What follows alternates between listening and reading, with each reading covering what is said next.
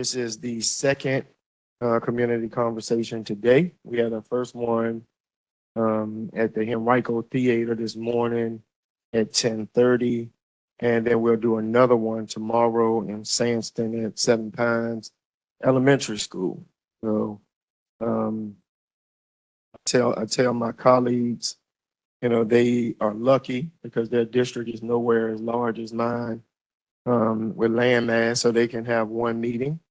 But we have to do three in Varina because our district is so large. So tonight we've got a lot of topics and we're in person and virtual. So the camera is here because we have people watching on WebEx. So for those of you who are watching, if you do have questions, then use the chat function, the chat feature, put the question in, and then our host will gather the question and give it to us. And we'll try to answer it as close to real time as possible. Because we're online, if you have a question, we have a microphone that we're going to pass to you so that it can be captured online.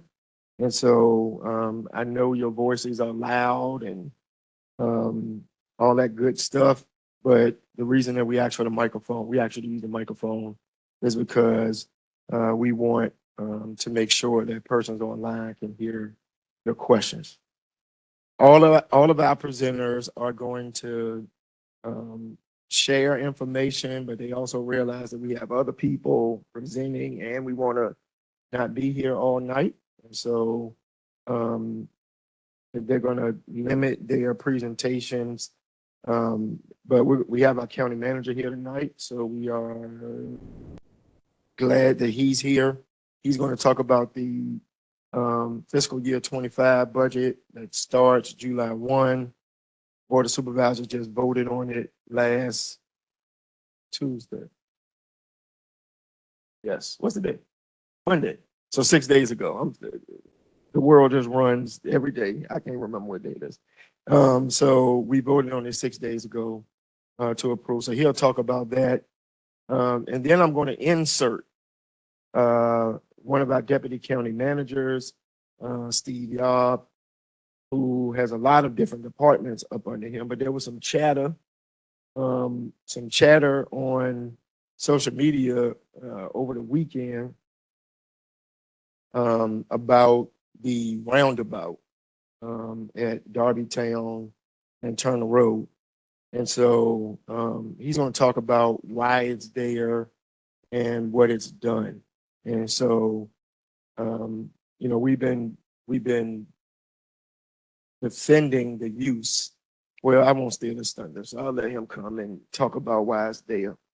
Then we'll hear from our chief of staff, Kara Chatina, and talk about all of our environmental efforts. We get beat up a lot. Well, I get beat up a lot as it relates to what we're doing in the environment, with the environment, and we do a whole lot in Henrico County with our environmental efforts, and we need to do a better job of talking about them. And so I'm going to ask Kara to talk about what we are doing from an environmental perspective. And then John Zanino is here. He's going to update us on some recreation and park things. And then we're going to close out with our chief of police, Eric English. And so he's going to talk about some stuff, that was in the news, I guess in the last month, some efforts that we are making within the police department, speak to where we are with crime. And he has some crisis intervention officers who partner with mental health, and they're going to talk about the crisis intervention efforts. So I'm going to ask the county manager to start first, and he's going to present. Then we'll ask if there are any questions, and then after the questions, we'll move to the next group. Mr. Vitokas. Thank you, Mr. Nelson. Good afternoon, everyone. It always is, it's refreshing being in the Varina Magisterial District. And I think of the 5 districts other than Glen Allen, where I live, I think I am here, spend most of my time in the Varina District. Some of it working. Come on, that was a joke. Ding. All right. So Mr. Nelson was right. We adopted, or the board adopted, a budget last Tuesday, and there's a lot going on in this budget. And I think I see some familiar faces from other presentations in the past. So you as a community are very active, very participatory. And some of what I'm going to tell you, you may have already heard in the past. But that's not to say this isn't important. You know, the budget this year, just like prior budgets, had some premises that were driving it. And the first premise was really the people who serve. So this budget, we took an opportunity to reward employees who have done such remarkable work in general government, in the school system. And, you know, we had and I'll get into that, but ultimately, no budget is successful without understanding the needs of the people that we serve. You've got to have the horses, the employees, to serve the folks that have needs that continue to evolve, to change. The businesses that we serve, we have 25,000 businesses in the county. They're an important component of our fiscal math, if you will. The businesses basically offset a lot of the taxes that you as residents pay.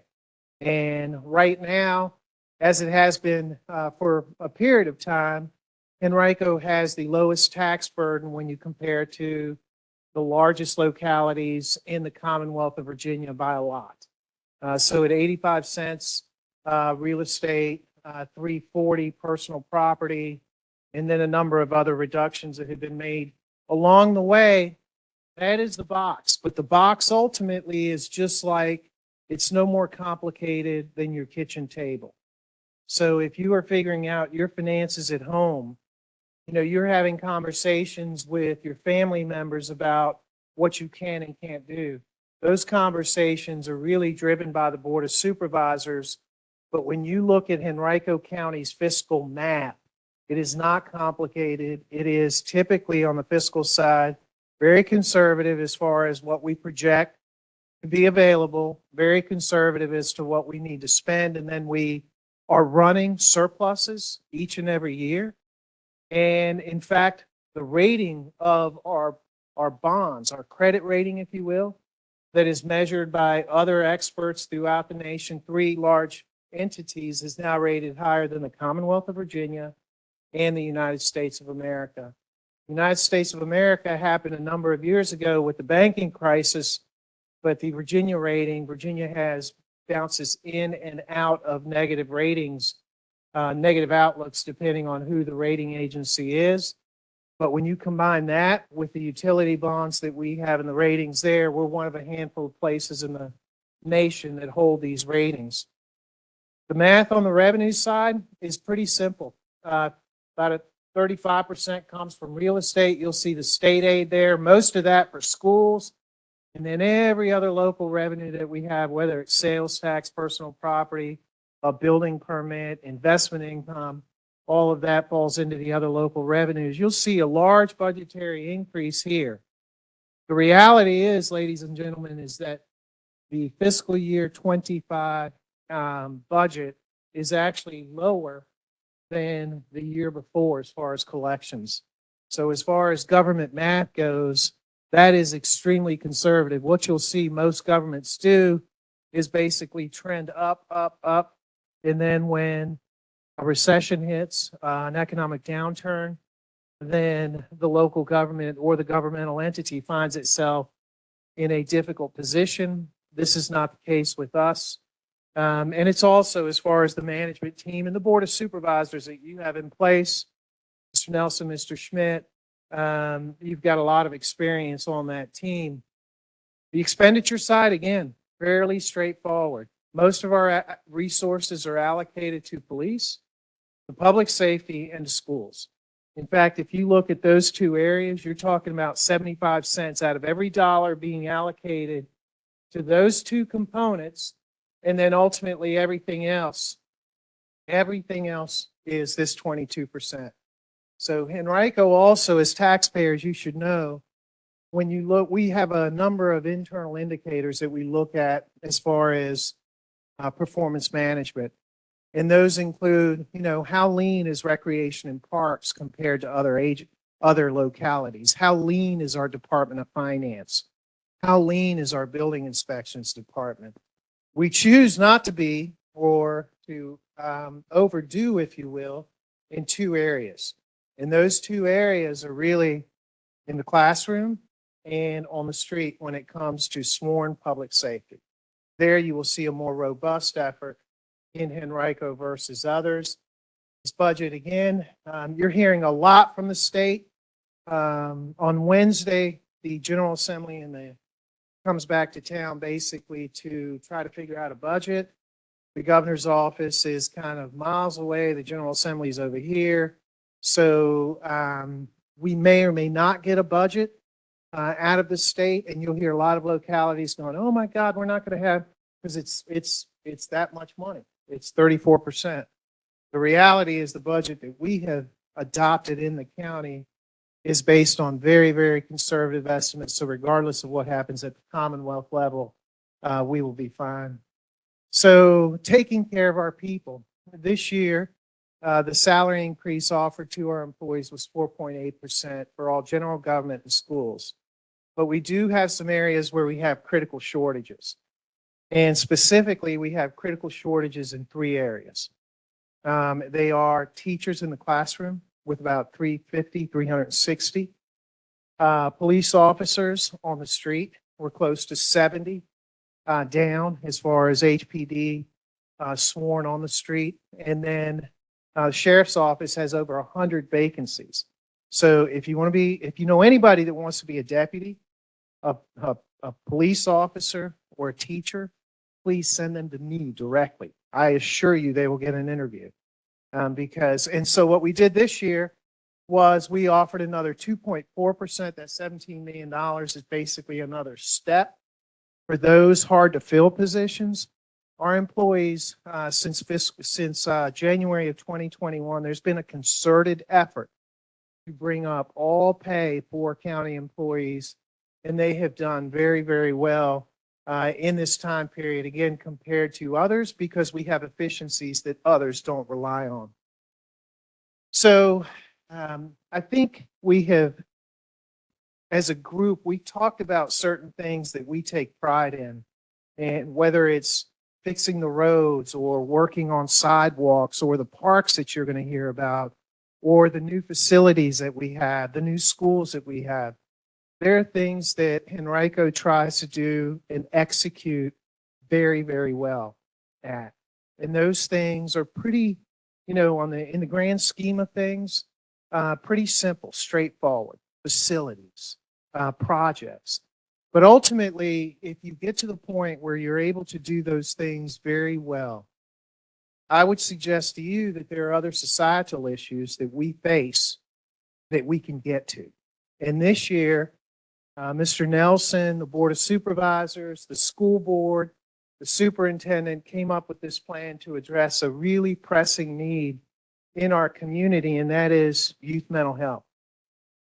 So since COVID, we have had a lot more youth talk about harming themselves or actually attempt to harm themselves. And this is a very real thing. It's not a Henrico thing. It's more than the Commonwealth. It's a national statistic, if you will, or occurrence. Not many localities, none in Virginia, are able to put forward a plan that basically lines up services for middle schoolers and high schoolers with mental health through private providers. The school system, we're doing that this year. So it's a 5-year implementation.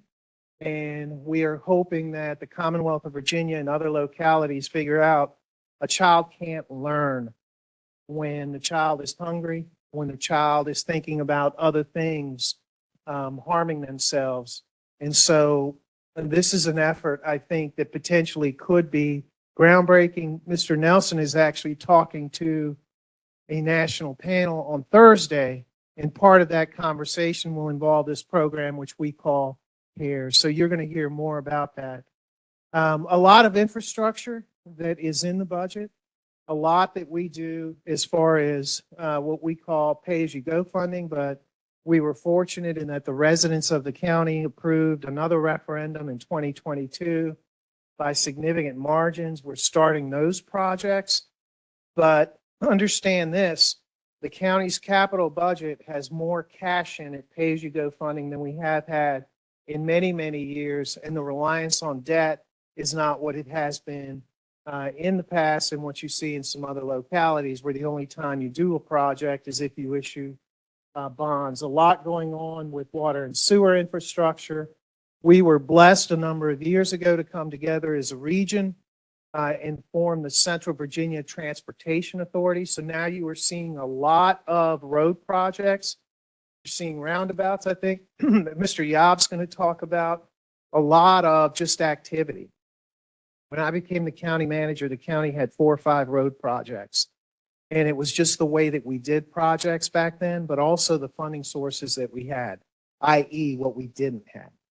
So this Central Virginia Transportation Authority takes this whole region, and basically we contribute, each of the localities contributes to this pool through a dedicated sales tax. 35% of the money goes for regional projects, 50% stays in the locality that it's in, and 15% goes to GRTC for transit. You're seeing a lot of expansion of transit countywide. We have jobs that folks need to get to, and transit, what we are seeing in the region is numbers that we've never seen as far as increases in the past. 2 years ago, Mr. Nelson went on that GRTC board, and we actually, all 3 localities that participate, Chesterfield, Richmond, and Henrico, put elected officials on because we had folks that really would go to meetings and couldn't make decisions and then had to come back and ask the folks that they work for, can we do this? The electeds go in and they have made a significant change to GRTC. 2 years ago, GRTC couldn't hire a driver.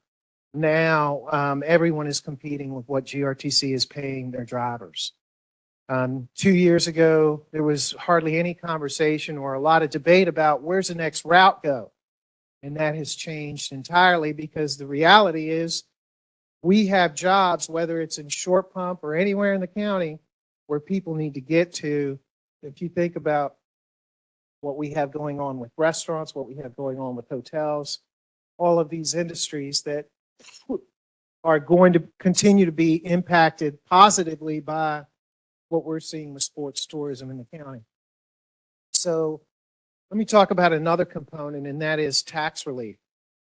So tax relief has been something that the county has worked on for a number of years. Real estate tax relief, where folks on a certain income and at a certain net worth. So the income, correct me, what are the parameters for the REAP program? Is it, say again? Say again? No. So I know the recap program is 125. So let me start there. So the recap program is a new effort where if you make $125,000 and have $750,000 or less in your bank account outside of the value of the home, all stocks, your real estate taxes will be frozen. They will not go up. So that is something that Henrico, the Board of Supervisors, started last year. The REAP program actually is one that includes 6,000 people. And the parameters, I think Carrie's looking on her phone, and tell me what the parameters are.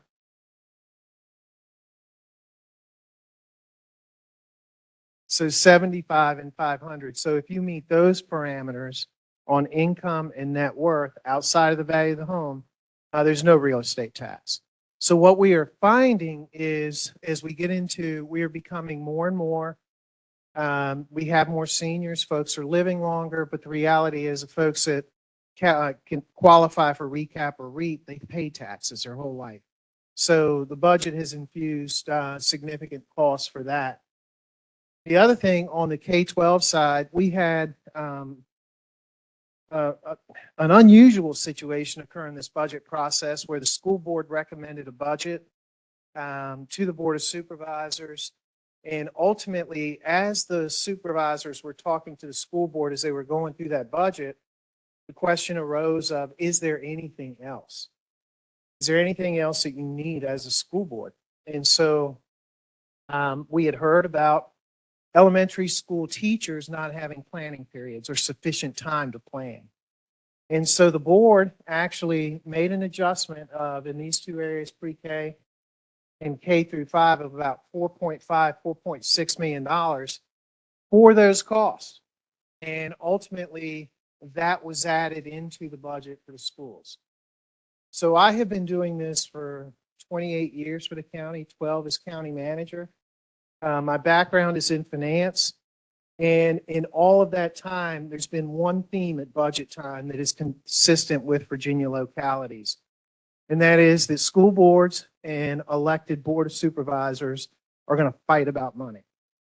And that simply has not happened here in Henrico, because again, the board of supervisors, from day one that I became the manager, there was a focus on schools. Our community will not work without a well-funded school system. Just fact. And right now, the superintendent that we have managing the schools, Dr. Cashwell, has done an absolutely phenomenal job. The partnership is at an all-time level.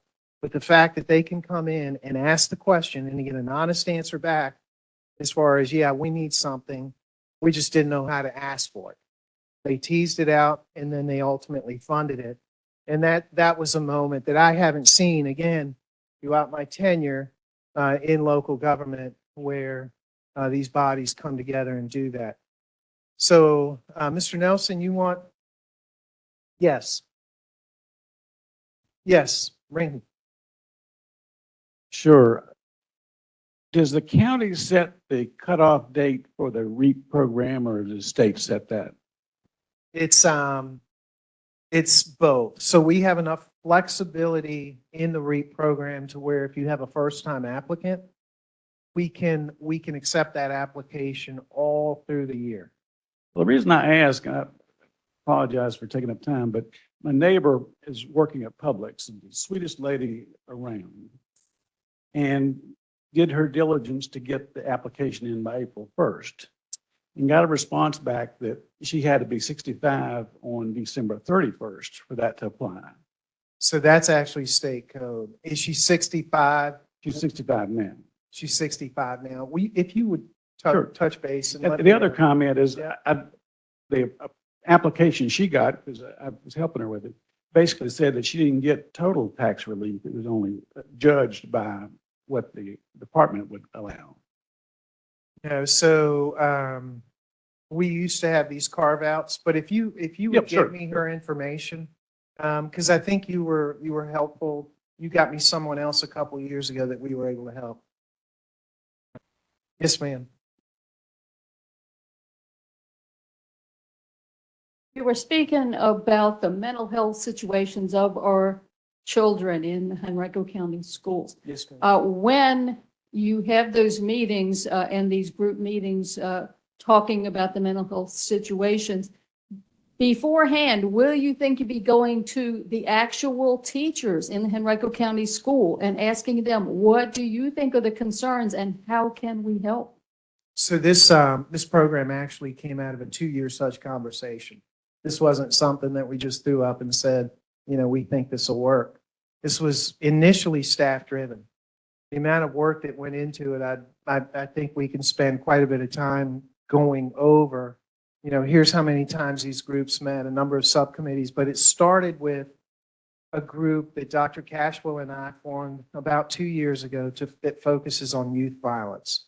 So out of that effort came things like the gun detection systems that you see in the schools. This was another outcome of that. A number of subcommittees working across department lines. But what is really unique about this is it ties into some of the things that we've done with public-private partnerships.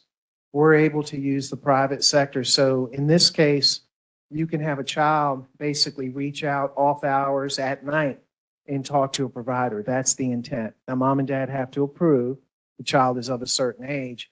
But basically, it starts at the middle school level and goes through high school, at which point we can continue to provide services through mental health. But it's simply, it took in all of the stakeholders, and kids were actually part of that. During the press conference, we had a student. Where was the student from? Do you remember? Varina High School, that spoke to it. So, but it's a great question, and it's something we've learned over the years. You just can't dream up something without getting the input of all. So, thank you. Evening. I have a question. The school board has done a great job, and Dr. Cashwell, and given everything that's been happening in the community, how can the community get involved and help? Because we can't expect that the county has all the answers or do everything. But how can people volunteer and actually help the schools? So, Ms. Rivera, I think you hit the nail on the head. If and I can, you know how to get in touch with the school board rep, but there are so many opportunities for volunteering on the county side, same on the school board side.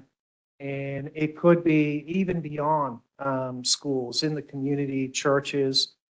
The reality is that we are doing some things that go above and beyond. If you think about, just the PAL effort, the fact of, what we're getting ready to do at Wilton with the environmental building, some of the programs that we have at schools, but ultimately, you're right. We need another set of eyes. So anything you can do, time is treasure. So please put it to use.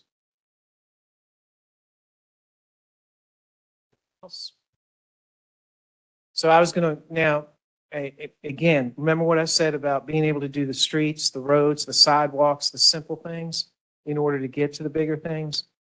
And I know Carrie Tertina has a presentation on the environment.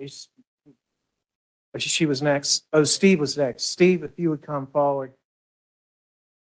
Just keep those two things in mind. Mr. Yob, former Director of Public Works, right? Thank you, Mr. Manager. Mr. Chairman, thank you as well for having me tonight. Ladies and gentlemen, it's a pleasure to be here with you. I'm going to talk about traffic safety, and in particular, the roundabout at Darbytown and Turner. And I've been over to that roundabout now quite a few times. I just sat over there this evening during rush hour and in the Dollar General parking lot and watched for a good long time. And it was flowing very smoothly. And I know there's a lot of folks that maybe believe in roundabouts. I've heard it. I was standing out there tonight and I had a few people stop and talk to me about it. That's fine. But I want to go over some facts with you and the reasons why that is there and the reasons why that treatment was selected. First of all, ladies and gentlemen, we have, and you can agree or disagree, but I think it's a fact, we have a big problem with traffic safety right now. Y'all disagree or agree? Agree. Okay, good. We are second in the state of Virginia in regards to pedestrian fatalities. Now, that is not a statistic I'm proud of. That is a bad statistic. We need to do better. And we're having a serious problem with speeding and red light running and just bad driving behavior in general. Now, you heard the county manager just mention that we are having a hard time attracting police. And the chief is back there, and I know he's going to talk about other things later on, but traffic enforcement is important, but when we don't have enough police to deal with more serious issues, it's hard to get police out everywhere that people ask me to have police enforcing the law. And I get requests, ladies and gentlemen, all the time. Speed enforcement, red light running, it comes to me a lot, and I talk to the chief about it a lot. So there's really three ways we can change behavior on the road with people driving. One is education. And by that, I mean, we put out signs, we put out flashers, you've seen them, that are warning of stop ahead. We put out rumble strips warning people of stop ahead conditions. We put up those yellow lines or yellow signs that say warning intersection ahead. Those are all education. We do public service announcements as well. Those are only limited in their effectiveness. Unfortunately, people really don't pay attention to signs anymore, and the flashing lights, not even sure that they see them. I already mentioned enforcement. It's very difficult. So the third thing we can do is engineering. In other words, design the roads or change the roads to make it difficult for drivers to drive at unsafe speeds and run red lights. Does that make sense? It makes sense, doesn't it? Okay, so that brings us to roundabouts. Now, nationally, statistics show that there are 80% reduction. This isn't Henrico. We're new to this. We don't have that many today. But nationally, 80% reduction in severe injury, accidents, and fatalities with roundabouts. That's an advantage. We reduce injuries. When there is an accident, they're less severe. They're generally going to be a side swipe or a fender bender.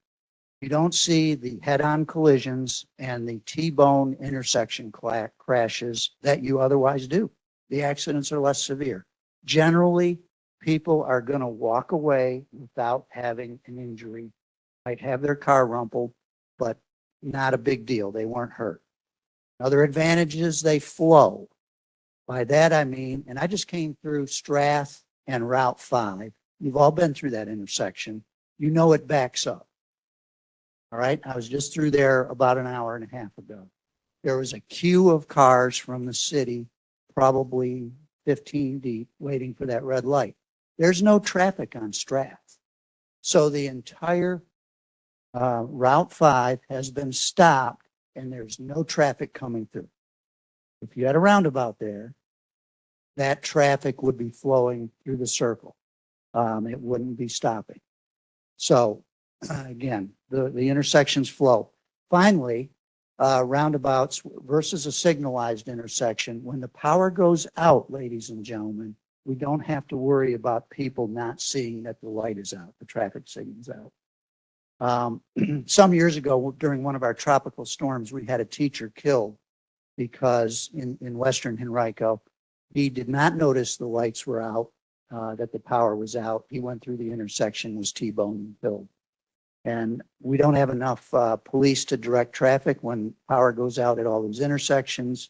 We do have battery backups on our signals, but they don't last that long. If the power's out for more than 12 hours, we're really struggling. So those are all positives. Now, the one at Turner and Darbytown, let me get to that. We were getting blown up, and Mr. Nelson was getting blown up because of accidents that have occurred at that intersection. You've all seen that, I'm sure? Yes, yes. Okay, there's a fair amount of traffic there. Accidents, we had 18 accidents in the past 5 years, 21 accidents if you go back to 2015. We had a fatality, which occurred in 2020, I believe it was. 2020, July. And, you know, that's just not a great track record. Of these accidents in the past 5 years, again, 18 accidents, 8 of those accidents resulted in either severe injuries, or the fatality. So almost half the accidents that occurred at that intersection resulted in somebody going away in an ambulance. Another thing I will say about that, and I looked at the weather conditions on every one of these accidents, almost all of them occurred during the day during dry conditions. Approximately 2/3 of them were in those conditions. There were a couple where it was raining, 3 of them. There were 2 at dawn or dusk, and 1 occurred at night. But 13 of them out of the 21 since 2015, dry conditions during the day. There is no excuse other than driver error, right? Somebody, either the driver on Darbytown was going at a high rate of speed, and the person that was making a left or going through underestimated that, or they didn't see them, or they weren't paying attention, or one of all 3. Now, I can't control that. Chief back there doesn't have enough cops to put out there to control that. So what do? We can't continue hurting people, ladies and gentlemen. So the solution that our traffic engineers, and by the way, Terrell Hughes, our Director of Public Works, is in the Three Chop District talking about another roundabout right now. But the solution that our traffic engineers came up with was the roundabout that you that you have out there today. And this is a modular roundabout. It's relatively new. It's the first one we put in Henrico. We have other temporary roundabouts, which I'll get to in a second. But the modular roundabout is essentially bolt down panels. They are bolted down and glued to the road. It's something that we could put in very quickly, and we could do it without spending a fortune on a roundabout. And a modern roundabout like the one we have at Woodman Road at the time was around $5 or $6 million. And we were getting such heavy pressure to deal with this traffic problem at that intersection and stop these accidents. This was the quickest and most efficient thing we could do. Now, some people have said, well, the thing is funny looking. It's a kidney bean. It's a peanut. Why do we have this crazy roundabout? I kind of like it. We call it the peanut or the kidney bean as well in the office. The reason is because the roads are at skew angles. They're not coming in at 90 degrees where you have a nice straight across. I mean, the one southbound leg kind of goes off towards the east a little bit, and then the northbound leg kind of turns a little bit to the right. So as a result, a conventional modular roundabout wouldn't have worked. Because the key thing with a roundabout, we have to deflect the cars when they go around it so that they can't go around it at 45 miles an hour, which means that thing is long and narrow, which you've seen. They're designed to go 15 miles an hour through the roundabout. I sat there for a half an hour and I walked around the whole thing today, and I drove through it several times after all of that, and it was working splendidly. All the cars were behaving. I wish they would put their turn signal on, that you are supposed to do in a roundabout. So if you're going to turn right on the first right, turn your signal on when you get into the roundabout and you take that first right. If you're going to go to the second street or the third street, put your signal on accordingly. But that's a minor complaint. Everyone was really being courteous. 2 people did stop me and tell me it was a piece of crap. I didn't use that word, but they did tell me what they thought of it. I thank them for their opinion. But ladies and gentlemen, I would really ask you to be open-minded. And let me give you some more data. Since we put that in, and I know it's only been 6 months, how many accidents have we had? Anyone know? 0. We haven't had any. We haven't even had a fender bender. We put a roundabout in 2021 at Greenwood and Woodman Road, ladies and gentlemen. It's a nice roundabout. This is a big, full-size, $5 million roundabout. First one the county ever did. I heard from the folks that live over there, people are going to die. They will not know how to navigate this roundabout. I went to many public meetings. People were very passionate about it.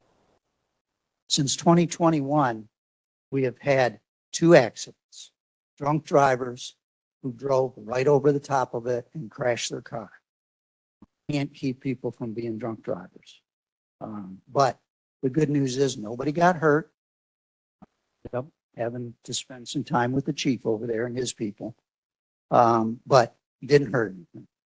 Okay, so that's that one. We had another roundabout we put in approximately a year ago at Woodman Road and Magnolia Ridge. That's where the Virginia Center is across Route 1 there. You have the Dicks on this side and the Publix and then the River Mill development. For whatever reason, just like Turner and Darbytown, for whatever reason, that intersection, it didn't seem like it was a problem to our traffic engineers, but people were crashing there all the time. And I don't know if it was the new development with River Mill with more traffic. I'm really not sure. We put that roundabout in about a year ago, haven't had any accidents. We just put one in a couple of weeks ago at Francistown and Hungry Creek Middle School. Francistown is a 35-mile-an-hour road. Children try and cross that street to go to the middle school. Despite we have crosswalks, we have LED lights that flash when the child pushes the button. A motorist hit a child. Thank God she wasn't severely injured. Parents were very upset about that. And by the way, ladies and gentlemen, on a 35-mile-an-hour road or lower, you are supposed to stop for pedestrians, especially if that's at a corner or in a crosswalk. So the driver was clearly at wrong. The student was doing what she was supposed to do. So anyway, we put that one in as well, ladies and gentlemen. And you know, since then, I haven't had the first complaint. I had a lot of people who were very negative. Before we put it in, before the school break, we attended a meeting like this and we presented the option of doing that. And again, that was the best option we had, to use engineering design of that intersection to slow those automobiles down so those students would not have the danger of getting hit by a car. And they didn't like it. They said, okay, that's the best thing you can come up with. We'll try it. Put it in. I haven't had the first complaint. School buses are getting around it. It's working just fine. So, ladies and gentlemen, I'm not here to try and convince you to like roundabouts. You have your own opinion. I'm just telling you the statistics show they work, and I would only ask that you be open-minded. It's been in there for 6 months. Let's see if in another 6 months or another year, if we're still having the same success. And please be courteous on the road. Drive, obey the speed limit, and don't run red lights. Thank you.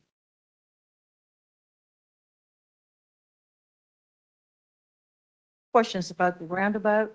I have seen tractor trailers go across the roundabout. I mean, are we still gonna allow tractor trailers on Darbytown Road? Because they cannot make that turn. And it doesn't bother me to have a roundabout. It just doesn't look. It looked like you just put it there. It's not, to me, presentable that I would do something like that. I Well- mean, it looked kind of tacky, like, Yeah. to me, my opinion, but it doesn't bother me. Slow the traffic down. I feel safe, but tractor trailers go across the roundabout. That's what we worried about. That was actually one of my commenters today said the same thing. All roundabouts that we put in have an area that is designed for trucks to go over them. Now, in this case, we don't want them going right over the top of it. They are supposed to go around the circle. So I'm going to talk to Terrell Hughes about that, and I'll see that traffic engineering looks at that, because that's not, if trucks are doing that, they shouldn't be. But this is a fairly low roundabout. As you know, it's about 3 to 4 inches tall. So a tractor trailer, that doesn't trouble them. Now, today, while I was watching, I saw many pickups, some with trailers, and they had no problem going around the circle. Thank you, though. Yes, ma'am. Sir. One question and one comment, maybe. Yeah. You mentioned something about signs and so forth, intersections and all. I noticed going down, I don't know whether they state, but you put a sign up and that's fine, but over the years, the trees and all grow and you don't see the sign till you up on top of it. It looks like to me we could do a better job of clearing off cutting the limbs on the trees so you can see the signs. Just a comment. The question is, and we asked Dr. Nelson this when he was at our meeting, you go out to Short Pump on 250 Broad Street, 3-lane, and you got 45 mile an hour. Yeah. But you come down on south of the Burnham 4-lane open highway, and you got 45. Yeah, very few people go 45. I've gone 55 on that road and not had county cops pass me.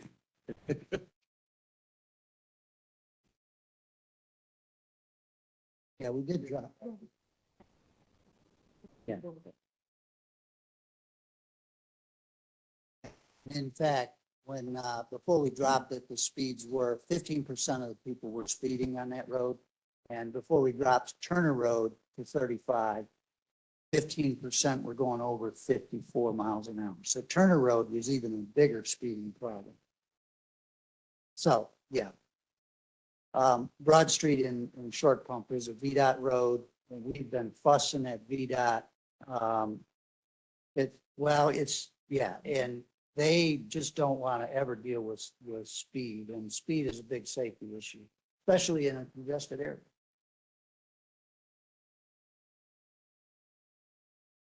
I am now the biggest fan of roundabouts, thanks to you.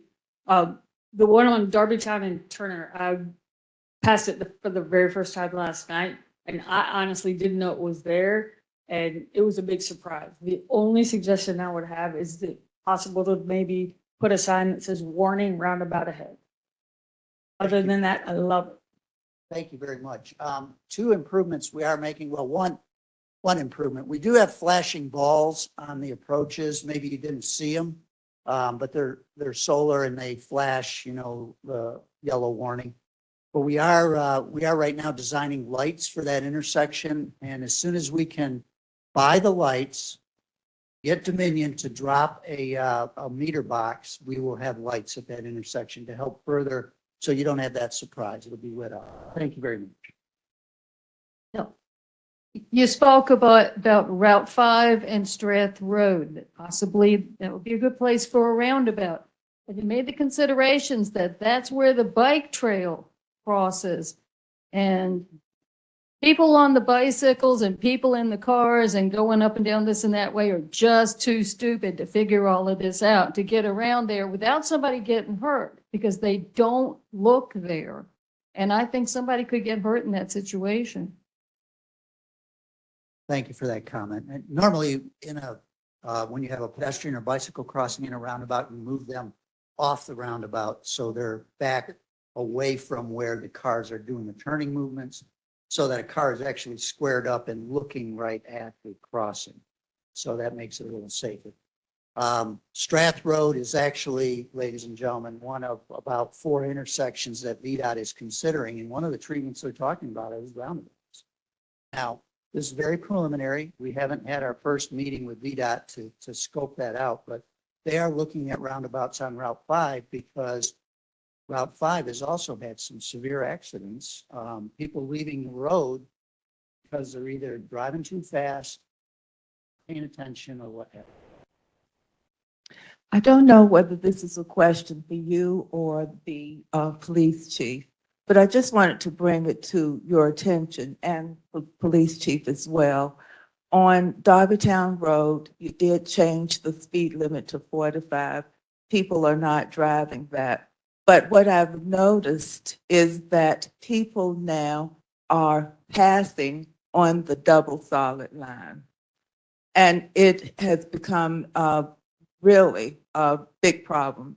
For the last 3 weeks, when I've traveled on Darbytown Road, somebody has passed on a double solid line. The last time a car passed, every single car that they were behind on the double solid line. So I just wanted to bring that to your attention. I don't know how that can be helped. Thank you. It's I've an been accident. passed on the double yellow too. Right. We're gonna take 2 more. I did not realize that this was gonna add 30 minutes to the meeting. I thought this was gonna be a quick update. So those of you who are, I got it. Those of you who are presenting, I'm gonna need you to modify your times a little bit, because if not, we'll be here all night. And Mr. Yao is gonna be here afterwards so he can answer. So we got here, over here somewhere, and then where else? Okay. Okay, all right, yes, ma'am. There's a road that's being cut in on Laburnum Avenue, Laburnum and Darbytown. It's on Laburnum and it's right there at the corner, basically. What is that? Where is that going? I think it goes to Wilson. What is that road?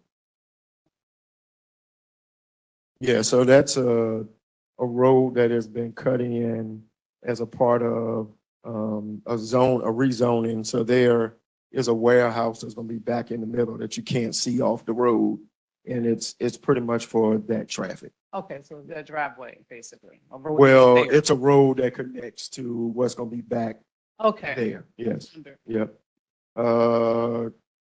Over here.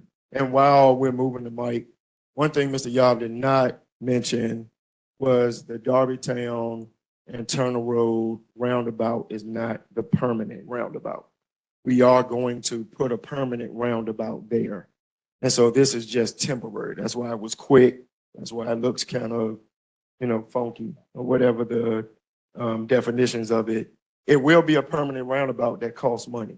So in the meantime, we have some more land that we have to purchase so that we can expand it, et cetera. So this is just a temporary solution.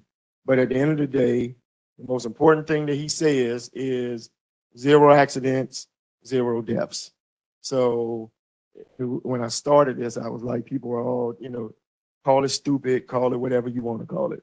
As long as there's no accidents, no deaths, I'll take whatever you want to define it as. Yeah, I just wanted to mention Kingsland Road between Route 5 and Darbytown Road is falling to pieces. I mean, it's been like that for a number of years, and I wonder if anything is planned for that. They patch it up, and sometimes it paint the white lines over it, but if it's a tree limb or something laying there, they paint right over top the tree limb. So it's kind of, I think mainly between Route 5 and Deep Bottom Road, need to have some improvements there. Okay. Needs to be wide.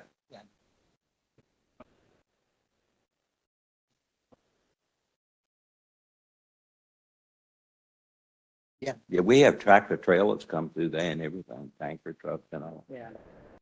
Thank you for bringing that up. We just started a different technology. A lot of these older roads in the county only have 30 feet of width. Makes it really hard to, like Kingsland Road, makes it really hard to improve it much because the ditches on either side are 4 to 6 feet. So already you're down to 20 feet, and 20 feet is not much of a lane, 10 foot in each direction. So what we did on Turner last year between Route 5 and Darbytown was we used a new paving technique called full depth reclamation. And what that was is we completely ground the old road up and mixed it with cement and water. So we made a cement base and then we paved on top of that. Now, the benefit of doing it that way is we were able to widen out enough to get full width lanes on Turner Road for that stretch. And you have a double yellow now and you have white edge stripes. A lot of the very narrow roads in the county, you notice we don't have a center stripe. We just have white edge stripes because there really isn't enough width. We either need to have one or the other, but we can't have both. But Turner Road is now effectively done. We just started that a year ago. There's a lot of roads that need that treatment. And we just rode every road in the county with a road evaluator. And so we now have all the roads that are really the worst. But I'm going to make sure I talk to Terrell Hughes about things. All right. I think did we capture all the questions for that particular subject? You had another question. All right, hold on. Let's get you on the microphone. Carrie, come on, so you can be standing right here once we get this question. All right, yes, I have communicated through email last fall about the road, Kingsland Road needing to be widened. And I was told that this spring it was going to be, that had been evaluated and they would be able to widen it. So do you have a specific date when they will start that? I mean, you meet people on that road and people get run off the road. I've met tractor trailers on there and it's not safe. I don't have a specific date, but if you all would give me your address, or I've given you my card, give me my card. Yeah, just email me and I will email you back with approximately when. Paving is always weather dependent, so if we're getting a lot of rain, we pave and that delays things. But if he said spring, it's now spring, so it should be within the next 60 days. I think I remember seeing the email. So you were corresponding. Yep. You were corresponding back and forth with Public Works staff. So Steve is like the big boss. So he may not know the direct date. But if you shoot him an email, the Public Work Director works for him. So he'll get that back, I guarantee you. So yep. All right. Thank you guys. Let's transition. We started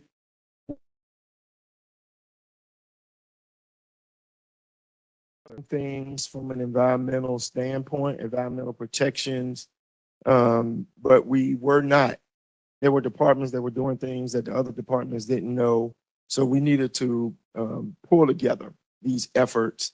And Courage Tina, who is our chief of staff, is going to come and talk about many of the things that we're going to do, where she could probably take a couple of hours talking about all of it. She'll have to blow through it, but she'll take all the questions afterwards. We'll take your questions now, but if you want to know more specifically, this is our contact person. So come on. Thank you, Mr. Nelson. I'm honored to follow the main event. That was Steve's job. As Mr. Nelson mentioned, this is a newer initiative, but we have been active in environmental stewardship since 2013. But we've really understood that we need to do a better job internally and engaging externally. So this gentleman right here, his name is Stewie, and he is a steward of the environment. He is our HEART mascot, and HEART stands for Henrico's Environmental Action Resource Team. So I'll talk to you a little bit about what we do. So just to quickly summarize, I'm sorry some of this looks a little bit different, but there's been 4 or 5 areas that we have put intentional funding and project throughout the year. So some of you heard included in the manager's presentation as it relates to large amounts of funding. But I want to just talk a little bit about things that you as taxpayers should be proud of that we've already been doing. So for the past $5,000 or $60,000 a year to improve the efficiencies in our buildings. And that includes solar panels. So if you drive down Airport Drive or you traverse other areas of the county, you'll see a lot of government and school buildings with solar on it. And additionally, in some of the newer buildings that we built are LEED certified. That means it's a very high level efficiency building that meets certain standards. It's like bronze, silver, gold, and platinum, and our minimum standard of design is silver. Many of the buildings that we have built have exceeded silver, and we have many gold buildings, including Highland Springs High School, which you all should be very proud of. But all of those efforts combined not only have produced millions of kilowatts of solar energy, renewable clean energy, but we have also reduced our energy use by 10% per square foot of our buildings over the past 5 years. Not only are you reducing our energy use, we are also saving hundreds of thousands of dollars a year on our utility bill thanks to our solar agreement. So you as taxpayers should be proud of what we've already been doing. And that really just traverses through all the other sections, from pollution control. We restore streams, that removes erosion and sediment from our waterways, that cleans the James, which cleans the Chesapeake Bay. Additionally, when we increased recycling, we've seen additional tonnage from the carts that we rolled out. I know not everybody's a fan of the carts. That's fine, because we have other people the carts through. Throughout that program, we've seen an increase of recycling, but what that also means is a reduction of trash going to the landfill. So there's always additional benefits outside of what you just see on the surface. Talked about that a lot, but the worst thing we can do as people is drive a car. So mass transit is another way where we can reduce greenhouse emissions throughout our county. And transit, just last budget year, we took 1 million cars off the road because of the trips and the expansions that we've done in mass transit and micro transit, which is a more convenient, focused way for GRTC to operate. Here in Varina, you should be prouder than other magisterial districts because you have the largest conserved acreage between private conservation easements and public land that you as taxpayers own. We have over 12,000 acres of beautiful and historic properties conserved right here in Eastern Henrico. And then finally, we've really increased not only just the county involvement, but also public involvement. We actually have an appointee here today. Becky, raise your hand. She serves for Varina on the HEART committee, and we have 9 students throughout Henrico Public Schools that work on it. So we work on, so that's all the things that we have been doing, right? So I'm going to talk to you a little bit about what we are doing that's enhancing all of those efforts. Steve actually is a co-chair with me as well. So we tag some larger projects between efforts that he's worked on and that I've worked on with nonprofits in the Department of Forestry. We planted over 240 trees just last year.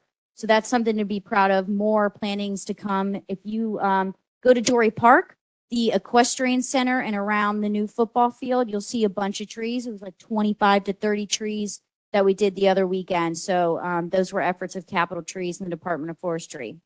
Steve is working on connecting Deep Bottom Park to 4 Mile Creek. So that's where the trailhead is out here in this area.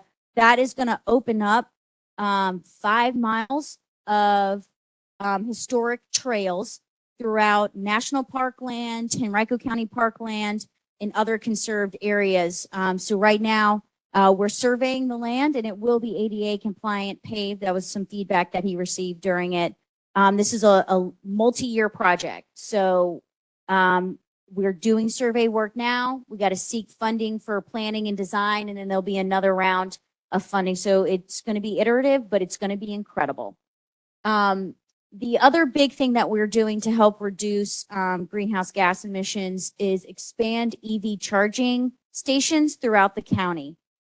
This was a goal of our committee early on, and at the same time that HART was really getting started, the federal government passed 2 major bills that focus or direct federal funding towards sustainability and resiliency projects.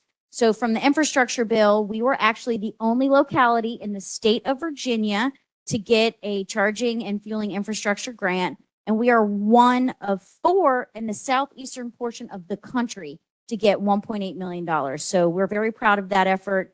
We're going to be expanding around 38 ports throughout 7 locations. Each magisterial district is getting one. For Varina, it's number 5. Which is the Eastern Government Center. We did actually try to evaluate this location to have charging stations, but it didn't meet the criteria of the grant. They were very specific metrics we had to meet, but this is in the next phase of our EV charging infrastructure expansion program that we have. Mr. Nelson is a huge advocate of this library, and this is also a LEED facility, so it would be a very good complement to have. A big thing that is a hot topic in the region is a regional climate action plan. And Steve has been leading this effort on behalf of the county with Plan RVA. 18 localities, including Henrico, just submitted a plan where we are going to use these 7 goals. It says 8, but I did not number this, nor did Steve. So I want to make that clear. We can count. But these 7 goals focus on different areas: waste and transportation. Those are the biggest polluters to our air quality. And so throughout all of HART's work and county government, we are going to implement projects that help reduce our impact and also meet the goals. So just as an example, just last Tuesday, the Board of Supervisors approved a lease with Dominion Energy to operate a ground-based solar project at a closed landfill. So that complements how to redeploy energy solutions and also use cleaner energy. We have 5 major subcommittees. I'm not going to go through all their work. You can ask me or Steve about that. Well, actually, Steve might be answering a lot of questions about roundabouts, but I'll be happy to answer any of these questions. We have 1 subcommittee focused on energy. We have 1 subcommittee focused on green space and activating the public in those areas. You're going to hear about a community farm happening at Runnymede that this group is helping set up with a nonprofit in the area. That's coming to the board on Tuesday. So we'll be encouraging the youth to become farmers right here in Eastern Henrico, which is truly the epicenter of agriculture. Active mobility and transportation. We're trying to encourage people to not drive their cars, use all the sidewalks, use the transit, use the bike paths that we're building. Water resources. We're trying to improve the health and quantity of our water supply here in Henrico County. Their big focus is removing pollutants. So not just erosion and sediment, but actual trash and also planting trees, because trees do a number of wonderful things for the environment. And one thing that they do is help collect water to prevent flooding where possible, and also filter pollutants through their trees. And finally, outreach. I cannot emphasize this enough. We can't do this work alone. We need you all. That's why we have board appointees. That's why we have the students. If you want to get involved, we have multiple events that happen throughout the year.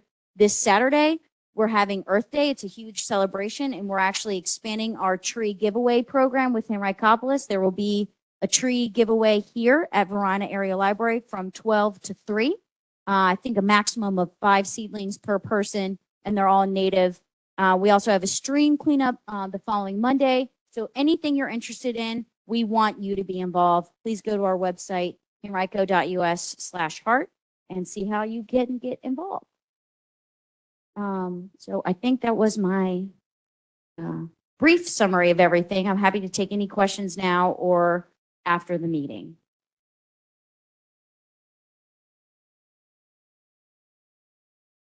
I want to ask about the land that's been conserved by the county.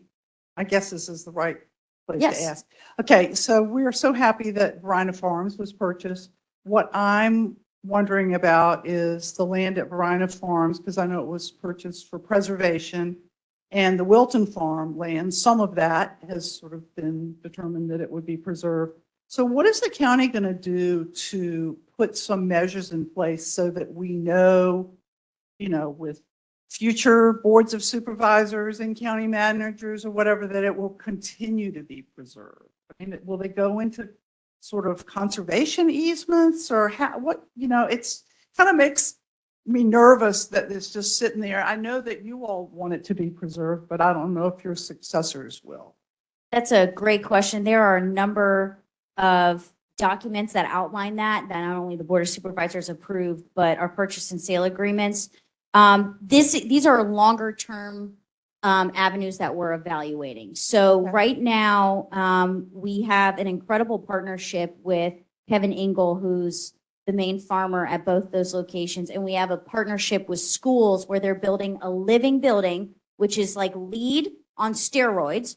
And so we're slowly starting to get a sense of how best the public can access these properties and what's the best and highest use for their preservation. That's not a great way to answer your question, but it's the honest one. It's just going to take time for us to figure out what the best way to preserve the portions of those properties that need to be. Luckily at Varina Farm, there's over 800, 900 acres that are already in the National Registry. And we actually have the Department of Historic Resources going out and doing a first phase of archaeological digs. So the more history we get, the easier it makes it to be preserved. So. And one more thing too, like on Wilton Farm, I know we were promised, some of us, a seat at the table to help determine its future use. And we keep asking to have a meeting and keep getting sort of pushed back. And can we get a commitment that we will be involved like soon? Yeah, once we get to that point where we're ready to start master planning, then you will be involved. We just aren't there. It just makes us nervous that there's some planning. I mean, Yeah, there's we're no- supposed to be there before. Yeah, It's but there's determined. no planning that started yet. So this is public, so that's your commitment.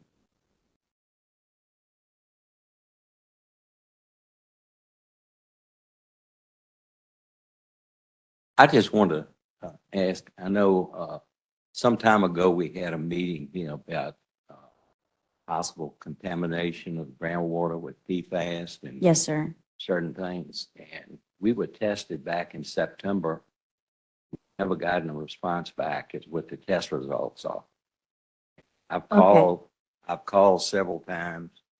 I talked to one of the guys and he says that, well, it's up to the labs and they haven't sent it out. September Okay. to now is a long time. Yes, it is. Steve and I will follow up on Okay. that. So when you email him, we'll pull your address Okay. and get them to tell us where. It does take a long time for the labs, but you deserve an answer. So we'll get to the bottom of that. Makes us feel better. Please put that in the email. So it'll be 2 things coming from you guys. Yeah, put your home address of which the well was tested. You spoke about an archaeological dig being done at Wilton and also then at Varina Farm. No, at Varina Farm. Oh, at Forgive Varina me if Farm. I misspoke. Okay, Yes. either way. Who is handling that archaeological dig, and how will we be able to see the results that come from that archaeological dig, and where will they be housed? As a beautiful transition, the Director of Rec and Parks will talk about our partnership with Department of Historic. He will answer that. Anybody else with this particular subject?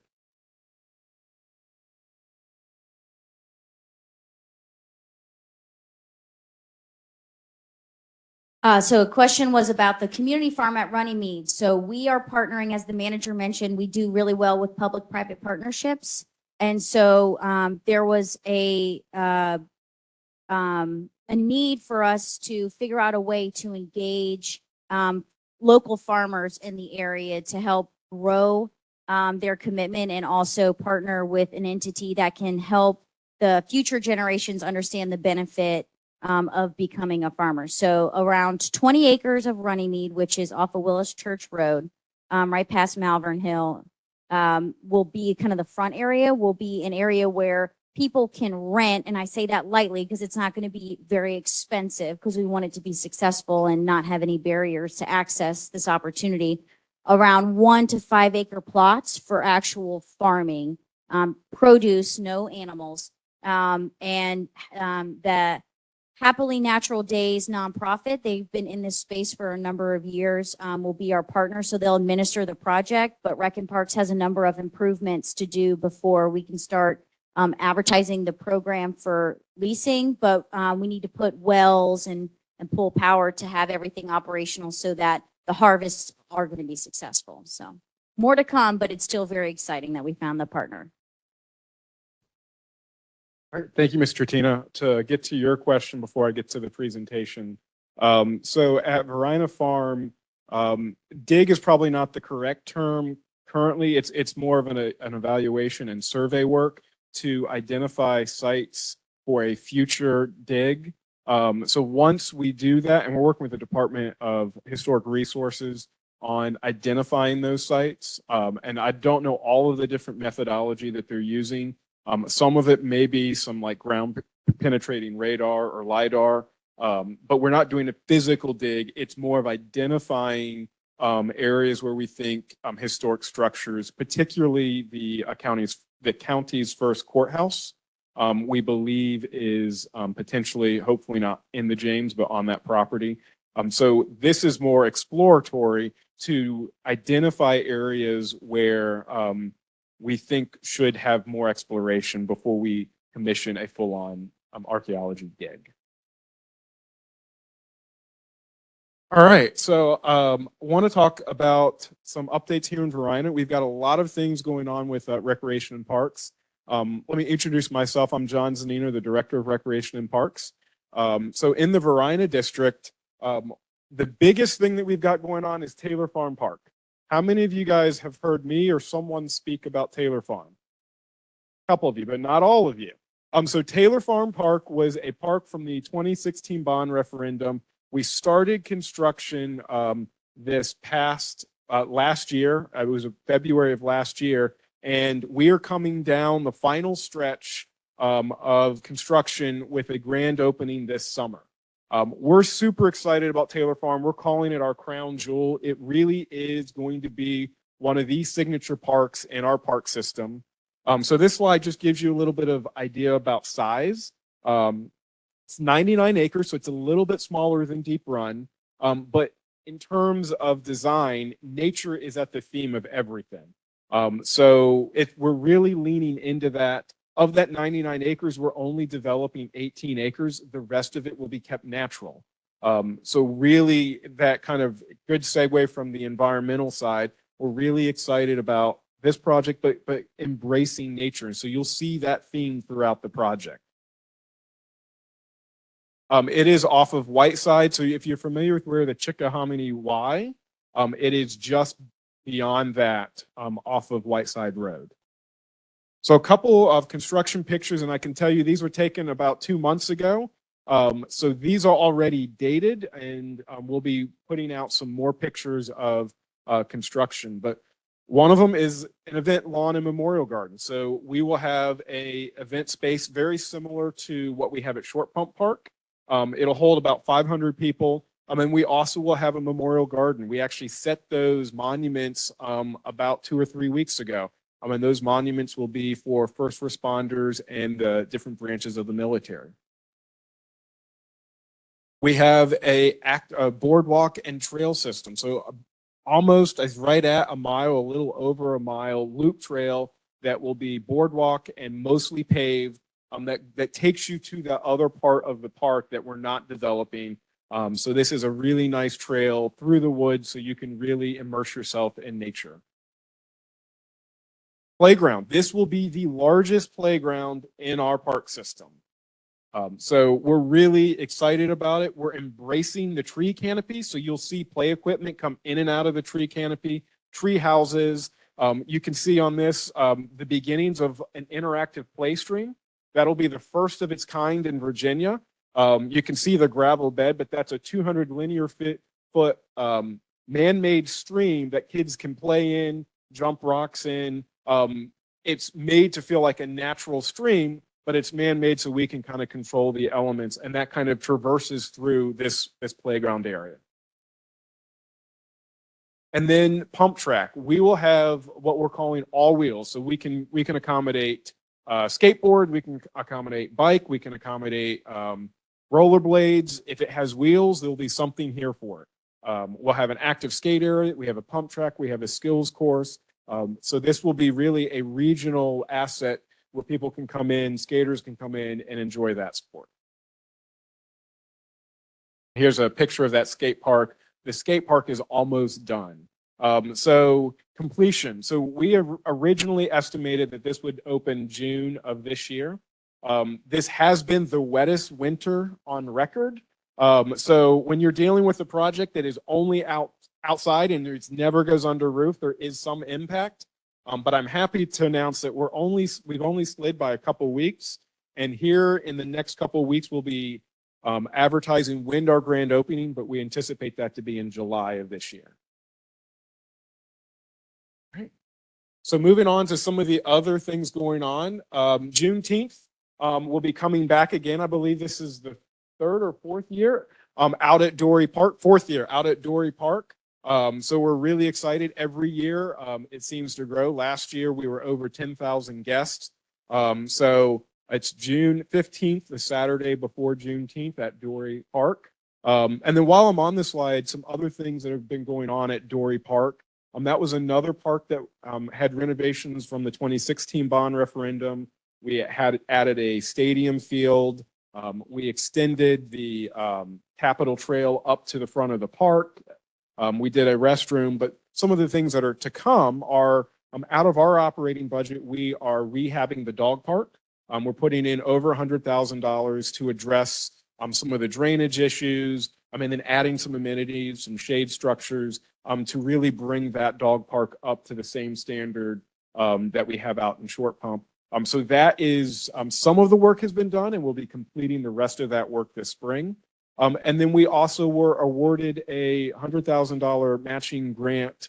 So we'll be getting $50,000 for the Dory Farmers Market. So we'll be able to add some amenities at that location. I think we're expanding the shelter and we'll have kind of some storage for the farmers market, but then also a place where they host concerts. So a better place, a permanent place that we can host some of that. So you'll see some work going on over the next 6 to 9 months around that. Some of it we'll do minimal things before this year's farmers market, and then in next year's off season, we'll complete the rest of that. Another project coming soon at Elko Community Center. We will be rehabbing the tennis courts there. We've got 2 old courts that we are going to be turning into pickleball. So that is a fully funded, Mr. Nelson funded that project. We're in the design phase now, and hopefully we'll be starting the construction this summer. with a reopening of those courts probably next spring. Right. I blazed through that really fast. I get your question. I do have one more comment about 4 Mile Creek restroom. I know I've talked to this group before, and there's a lot of questions about that. That is a public works project, but we are coming close to completion, and dare say within the next month or two, that restroom will be open. I'm sure we will do a ribbon cutting as we always do. So when we get the actual date, but that has been many years in the making. So we're excited to get away from the porta potties out there and have a permanent restroom, as that's the most active trailhead on the Capitol Trail. Questions? I know we had one right here.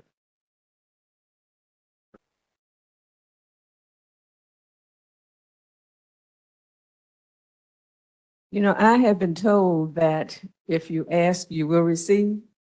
So I'm seeing that you all are putting a pickleball court in Elko. Are we gonna ever get one in Dory Park? This is the first time I've been asked that question at Dory Park, so I will not say it is. It's certainly possible. It's not something we've explored before, but it is something we can look at. I know the tennis courts there are a little bit older. We have done some. So at the Springs Recreation area, we converted those courts. There is some examples of keeping part of a complex tennis, part of it pickleball. So that is something that if there is a desire, we could explore. It's the first time I've been asked about it at Dory, but we can look at that. Yes, first I want to say thank you for the lights at Dory. During the winter, we were out there and they have some free programs for Zumba and other things out there. And it was dark and it was all ladies. And we would go out there and it was just so pitch black that we couldn't see. And so I've got an update that the lights have now been updated. So I'm looking forward to going back in the fall and having lights. So I want to thank you for the lights. My second, I'm going to piggyback off of Ms. Kimbrough. And if you ask, you may receive. I enjoy the free classes that you offer there at Dory Park, but there's only 2. I know that you're going to be doing some renovations in the downstairs and opening that up, but I'm going to go a step further. And I'm going to say, is it possible that we can get a facility as the one they have in Eastern Rec so that we can have a full range of activities at Dory? Thank you for that question. So I will start with what we're planning and then go to the future part of that. We are out of our budget. So I haven't asked the manager for this, looking to turn one of those rooms into a fitness room. And we are actively doing that. Now, is it going to be the same size as the one at Eastern? No, that would require a renovation to the building because we just don't have the space, and the space that we do have is not conducive to accommodate the same amenities that we have at Eastern and now at Deep Run. So we are going to be doing something there. It's not the same size. I don't have the estimated completion on that, but I know we're actively working on it. And trying to acquire equipment and then redo that room so that we will be able to offer some type of classes. And we can obviously expand when we do that, our portfolio of what we offer. And then towards the future, that's something we'd have to explore because we've kind of maxed out what we can do in the building without expanding the building. I have a question about kids classes at Dory Park. It seems like all the other, like Deep Run and all the other ones get to have more classes than what it's offered at Dory Park. And then sometimes, I know this was, and this is not now, this is years of, I mean, when mine were young, it's like we sign up for a class and then there wouldn't be enough people and then they have to cancel. Is there anything being done to offer somewhere like the soccer or some more classes for the kids in the community? You don't have to drive that far. Yeah. That's similar to what's going on the rest of the county. We can certainly look at offering. I will say historically, we've lagged in attendance at some of our offerings. So as you alluded to, we'll put them out there and then we wouldn't hit minimum numbers. So we've looked at different ways of programming because it is frustrating when we put a class out there and people don't register, or you only get one or two and then we have to cancel. So there are other ways that we're looking at. Maybe it's not a registration base, it's a time that we're going to do an activity. We've been doing that in our outdoor spaces with maybe kayaking or canoeing on the lake where you don't have to sign up. We just say show up. So those have replaced some of the classes that you might have registered for in the past. But if you have ideas on specific programming that you think the community would like, we can certainly take that feedback and try again and see what the desire is at the rec center.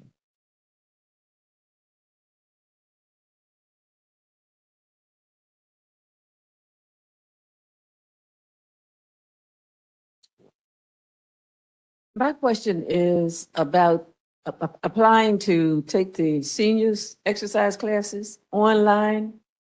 Because if you're out of town and if you have just your telephone with you to try to sign up on the Henrico website, it is bad. It's really hard. Because I'm gonna tell you, I was out of town the last time to sign up. I tried, my girlfriend and I tried our best to sign up for the seniors classes online. We could not get it at all. So we were just hoping when we got back in town that it wasn't full and that we could sign up, which was a blessing because we did. We were able to get on it, but that system that you have is awful. I am aware, so that you're talking about our registration system, which is called ActiveNet. It's not a county system, it's a product. We're aware of that deficiency.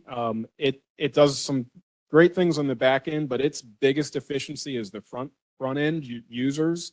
And we use it for reserving shelters. We know that's a problem.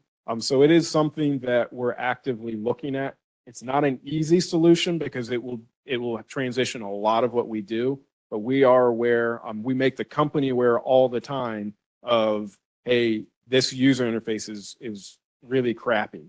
We tried to put it in our app and quite honestly, ActiveNet can't handle what we need it to do. So we're actively looking at how we can replace it with something better.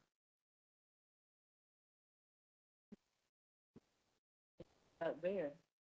You can reserve online in our buildings in person. So if you have an issue and you can't do it online, you can come in to any of the rec centers and they can reserve you right on site. You can fill out a form and they'll do it right there in the building.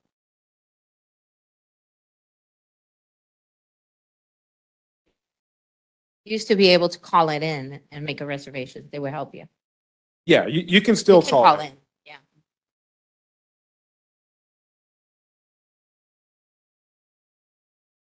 Who did you, maybe I can get with you afterwards and I'll just say you about to get somebody. Let's talk afterwards. We don't want to put them out on the internet for poor customer service. Free classes and all of that, I think, internal. So you, Ms. Epps, I know you know to stay on top of Mr. Zanino and questions about more youth program, et cetera. The Deep Run Center, the Eastern Henrico Center, they're a lot bigger with the internal space. But I do like the pickleball at Dory. There are 4 courts there. And so we need to see, I don't know how much usage we get from a tennis perspective. So that's something I think we need to evaluate.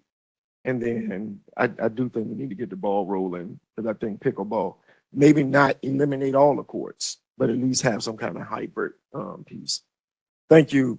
Last presentation comes from police. And so I'll let Chief bring up the CIT team and they can share. I do want to recognize real quick those who serve. Becky Lacken was here. She's serving on the Henricopolis Soil and Water Conservation Board. She had to leave and go get a kid. Norma Harris is here. She serves on the Real Estate Equalization Board. Aileen Rivera, Blaine Garden, they serve on Keeping Rico Beautiful. Gail Atkins is on the Library Advisory Board. Walter Johnson is on the BZA. I think that's everybody. Yes. All right. Turn it over to the chief. Chief, I know you have a lot to talk about, so I'll give it to you. And I know you don't have to be long-winded, so I know you have a lot of questions. Exactly. So what I'm gonna do is really briefly, I'm just gonna go through some quick numbers for you. Just want to kind of give you an update on where we stand as a county, how we did last year in terms of crime. And then I'm going to talk about some other issues that have come up. So last year, some of the areas of concern for us was homicides. In 2022, we had 30 homicides in Henrico County, the highest number we ever had. And so last year in 2023, it was a huge focus for us. We were able to cut that down to 24 homicides last year. So we were down 6, and we're still trying to work on that, as gun violence has been an issue across the county, and that's something we're really trying to work on. The other issue we had mainly was assaults, which means people either got shot, stabbed, those type of things were an increase as well in 2023. And that was a huge issue for us. So we had 254 assaults in 2023 compared to 223 the previous year. I will say out of those 24 homicides, 7 of those 24 last year occurred in Varina. And again, that is something we're continuously trying to work on. The other issue we saw last year in terms of property crime, which is your burglaries, your larcenies, auto thefts, and arsons, was the increase in auto thefts. We had a large increase in auto thefts last year. 710 vehicles were stolen in the county compared to 552 the year before. Of those 710, 353 of those were Kia Hyundais. It's been a huge issue nationwide. Kia Hyundais are being stolen. Like kids are just having fun going down and stealing those vehicles. So we do a program here in Henrico County where we do offer wheel locks for those that may have those type of vehicles that are getting stolen more often. So please, if you have one of those or you know somebody that needs a wheel lock, please reach out to us. So those were the big increases for us last year. Burglaries were down last year. We did extremely well in burglaries last year. 356 burglaries, had 408 the year before that. Out of those 356, 80 of those were in Varina. One of the things I've been mentioning is we talk about traffic crashes. We try to get our top 10 intersections for crashes. 2 of those were in Varina area. The 7th highest was South Airport and Audubon Drive, and number 8 was Laburnum Avenue and Gay Avenue. So those are issues that we're continuously trying to look at in terms of traffic crashes. And I know that's a huge issue for everyone when we talk about traffic. I will tell you, I get calls all the time. People will send me emails of people running red lights. I get it. As Mr. Yob mentioned, driving habits have changed tremendously throughout the county. I would just tell you all, as one of the young ladies mentioned, people passing on the double yellow line. Henrico County is 245 square miles. I will tell you that. There's a lot of intersections, a lot of roadway in Henrico County. You can imagine, I'm not in my patrol car every day, but as I drive in my personal vehicle, I look at things going around me, and I'm just like you all. Like, where's the police when you need them? I get it. I get it. Don't believe me, I get it. People are driving really, really reckless across Henrico County. So I will tell you that we do a lot of specials and initiatives trying to curtail some of the things you see. Speed is really an issue for us. We had 2 fatalities last week, motorcycles. Both of them had to do with speed. And so we're trying to get people to slow down. We're seeing speeds we've never seen before across the county, how people are driving. So it's just trying to get people into a habit of as Mr. Yob said, being really, really cautious how we go about our business and traveling our roadway. So with that said, one other thing I just want to mention to you all, just a couple weeks ago, I was in the news, unfortunately, for the wrong reasons. Just kind of talking a little bit about a call for service reduction. And one of the things I want to make sure you all truly, truly understand, Henrico Police work very, very hard each and every day, go out, try to make our county safe. And we're always going to be there if you need us. So if you want to call us, we're going to be there. One of the things we tried to do was trying to look at calls for service that really did not require a police response. And so I just want to make it clear to you all what I was saying. And so a lot of it got taken out of context. And so I want to make sure y'all understand. We talked about shoplifting. We have a lot of businesses in Henrico County that experience shoplifting. Some of those businesses do not want to make an arrest. They don't want us to make an arrest. Some of them want us just to take a report, either for insurance purposes or just because they're company policy. So if you have somebody shoplift out of your store and you don't want us to make an arrest, you don't really need to see one of us in person. You can call us and we'll take that report over the phone. You can get the same thing as if you had seen an officer in person. So I'd rather keep that officer on the street, being visible in your neighborhoods, trying to stop crime, rather than send an officer there. So that was one of the things I kind of talked about. I started getting emails about, oh, well, the chief is just letting people go in stores and just take stuff out of the stores and run out. Never said any of that. We're always going to address things that are happening. So I just want to make sure we're clear. We are not allowing people just come in stores and just shoplift. That's not what I said at all. Secondly, we don't want to be in spaces where people are doing things legally. If we have no right to be there, we shouldn't be there. Give an example. Marijuana is legal. Smoking marijuana is legal, right? Or they decriminalize it. Let's say not as legal as they decriminalize it. So if you have an individual smoking marijuana in their apartment that lives next to you, and because you don't like the smell that's coming out of the apartment, you call the police and you want us to go do something about it. But what are we supposed to do if it's legal? What's going to happen is, I can tell you what's going to happen. We're going to go to your door. You're smoking marijuana. You say, why are you bothering me? Why are you harassing me? Because we have no lawful right to be there. Now, if it's a juvenile or they're selling marijuana, that is different. Juveniles cannot possess marijuana and you cannot sell marijuana. Those are different. So if you're doing that, call us. Loud music, apartment complexes. You get calls. My neighbors are walking really loud over top of me. Can you come and do something? Is that really a police response you need? A 9-year-old won't go to school. Why are you calling the police for that? You want us to come scare your kid? I've had citizens say, yes, I want the police there to scare my kid. That is not our responsibility. What I'm trying to get people to understand is we got to use better resources for those situations. If you want an adult there, it doesn't necessarily need to be the police. You call the police because you know we got a gun and a taser, and now your 9-year-old's looking at us like, oh, I better go to school. That is not what we should be doing. So those are the type of calls I'm talking about we need to get out of business of. If we're not supposed to be there or shouldn't be there, then we don't need that as a police resource. We need to be using some other resource to attack those problems. So those, I just want to make sure y'all are clear on where we stand on some of those calls for service reduction. I want to get more people out in our community addressing really, really serious issues. Again, maybe they can address that crossing the double yellow line. But I can't do it if you want us to go and try to get your kid to go to school in the morning. That resource is tied up doing something else. So just kind of keep those things in mind as we move forward. And Henrico County is a very, very safe county. Regardless of what you hear, this is a very safe county. I'm a Fairfield District resident. I've been in Fairfield District for over 30 years. I've never felt unsafe in Henrico County. So just kind of keep that in mind. Questions you have, you can ask Steve Yard.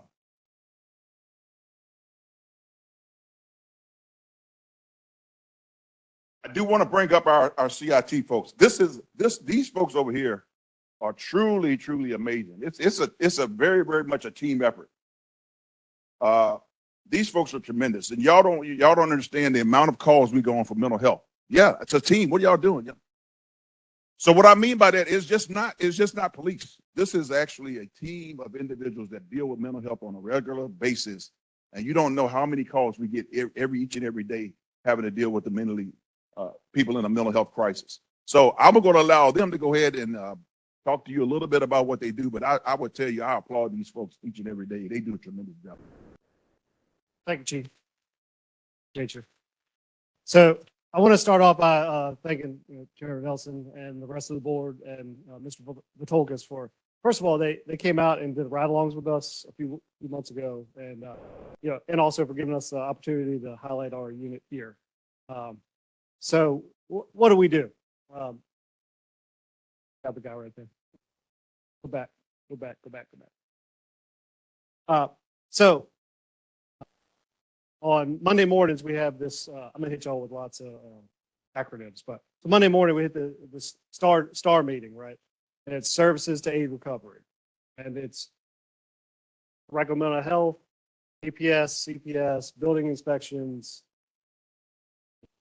fire, schools, all of us come together and have a meeting about basically what went on the week before. And we have probably 50 people that we talk about. We get referrals from police reports, mental health gives us referrals, APS, all kinds of things. And then we strategize and figure out who we're going to take to which visits, right? So I might go on a visit with APS one day and I might go with CPS the next day. So there's 9 of us that work in the CIT unit, 9 officers now. And then we have 2 sergeants and a lieutenant. As you can tell, we're dressed down a little bit. We have unmarked police cars because sometimes people don't want to have a marked police car sitting in front of the house when we're going to check on them, check their welfare, right? So you can go to the. So Josh is going to talk real quick about the mobile response teams.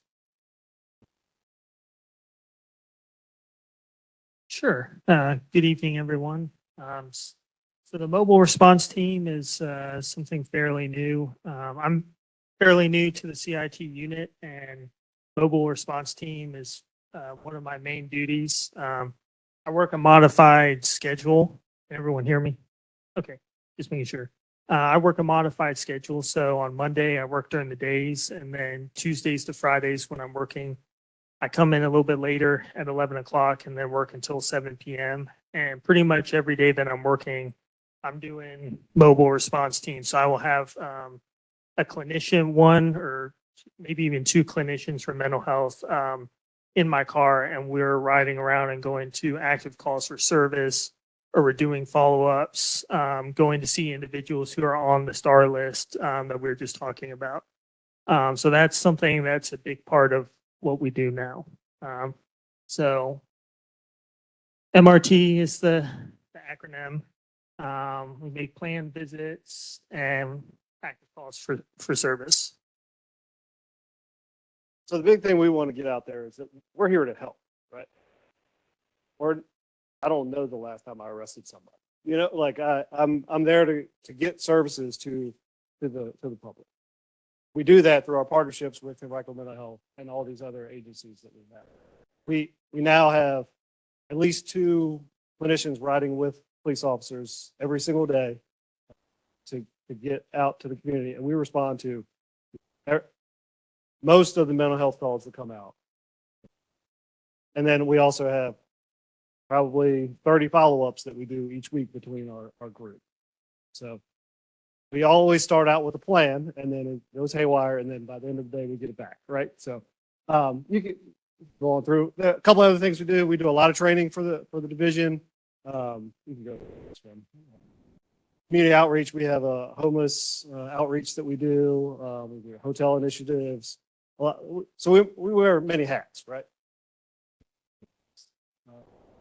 So we also have a diversion program that people that have been arrested for minor crimes, assaults, things like that. If they have a mental health diagnosis, we see if they're eligible for that kind of thing, and if they follow through with all their treatment, then charges might go away after a year, or something like that. So we deal with threat assessments. That's just another thing that we do. Y'all can look at that if you want to. It's just a lot of stuff that we do, right? So I'd rather just take your questions if you have any, and we can roll from there. Let me introduce Sonia Donaldson Bates. I'm one of the clinical supervisors in crisis, and this is Amanda Carter, and I'm another clinical supervisor in emergency services. Anybody have questions about? I'm trying to talk as loud as I did last time. So My question is, related to, I've heard rumblings of the new, like the CSU and the 23-hour stabilization, as well as all the things that are coming. Super excited about that. I understand there's looking for a partnership to come to that with all these, people and how much Henrico County does. I'm just wondering, rather than bringing private, why wouldn't that be like some of the other, like out in Hampton and other areas that operate their CSU? Because y'all are awesome, you said. So I was asked to come up here and address that. I'm Sarah Gray. I'm the program manager for emergency services at Henrico Area Mental Health and Developmental Services. So we are really excited about those programs. In fact, we have a youth 23-hour facility that is kind of on a soft opening schedule here. So for our youth that are 7 to 17, we do have a 23-hour facility where they can come and we can stabilize them over a longer period of time sometimes than we have anywhere else. So we are running that, and that is a regional program as well. This other project, I think we're able to do sometimes more in lots of different places if we utilize those private-public partnerships, and we still will have we still will have a presence there, and ensure that it is running the way that we want it to run. So yeah, thanks for the question. So I do want to add, the manager mentioned this earlier. We actually were tapped. So Thursday, I will be speaking at the National Association of County Officials about our crisis response. And one of the things, well, it's multiple things. So you see all the things, like we kind of blow through it, but what we do with crisis response is being recognized nationally every day, well, during the week anyway. There's a vehicle with an officer and a mental health specialist in it responding to calls, trying to de-escalate situations. And so we got this crisis intervention unit that is directly dealing with situations that involve persons who are wrestling with their mental health. A couple of years ago, or 2018-ish, we actually were talking about, our former sheriff and others were pushing for us to build a third jail. And what we found out was a lot of persons that are in our jail shouldn't really be in our jail. They have substance abuse issues, mental health issues. And so instead of putting money into building a jail, we decided to build what we called a time of detox center. And so it was going to have X amount of beds, help people with substance abuse. But once we start delving into the complexities of all of this, we expanded it now to it becoming a crisis center. And so we finally have money, and we've got people working together, creating plans. And so as a part of the private-public piece, I think the county, we had set aside like 12 million, Mr. Manager, a couple of years ago, and then 16 or whatever it was. Congresswoman Abigail Spanberger gave $1 million toward the effort, and the governor recently put 10 million toward it. So we have the money we need to build it. And so it would be like 16 beds for detox, and I think another 16 for what we call long-term stabilization, which is a couple of weeks. And then it's a 23-hour stabilization for adults, I think.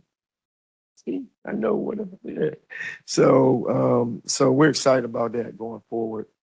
Anybody have any questions for this group before I have them see it? All right, thank y'all. Appreciate you. All right.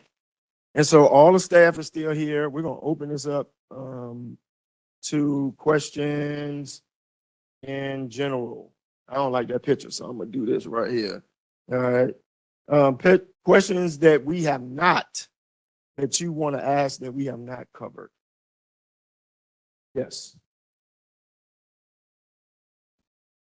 I know we talked about it maybe in another meeting, but has anything been talked about the connection from New Osborne over to Williamsburg? So Central Virginia Transportation Authority voted to allocate $4 million for planning and engineering a bridge over. And so initially,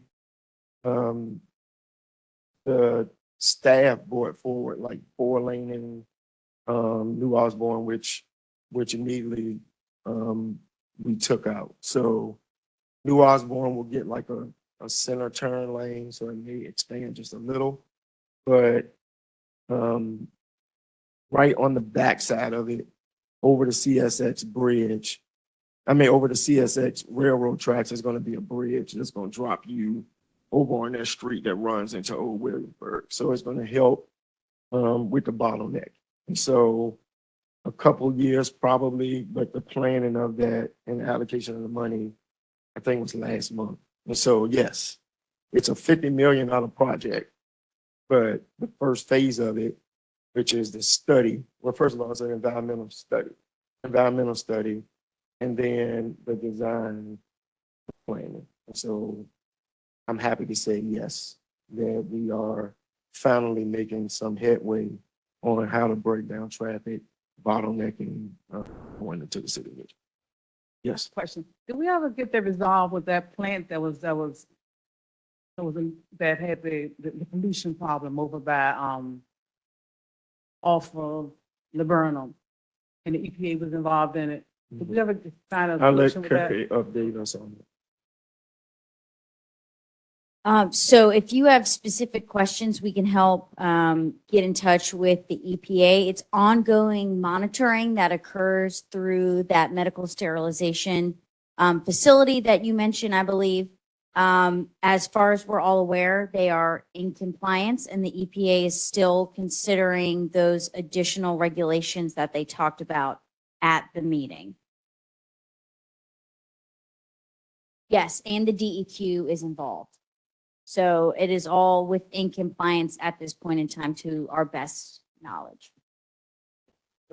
Do this though, just to make sure, ma'am, if we can make sure, can you get with Kerry afterwards? We can get your information and make sure that we put you in contact with the state and the federal organizations that are dealing with that.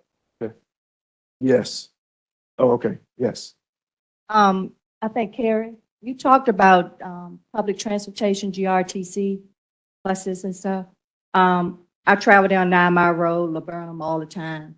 No benches are out there for the people, no shelter. In the West End, we have nice shelters and stuff, keeping them out of the rain and stuff. So can we do anything about getting some benches at least for them to sit down? Yeah, we're working on that. And we had an issue all over the region.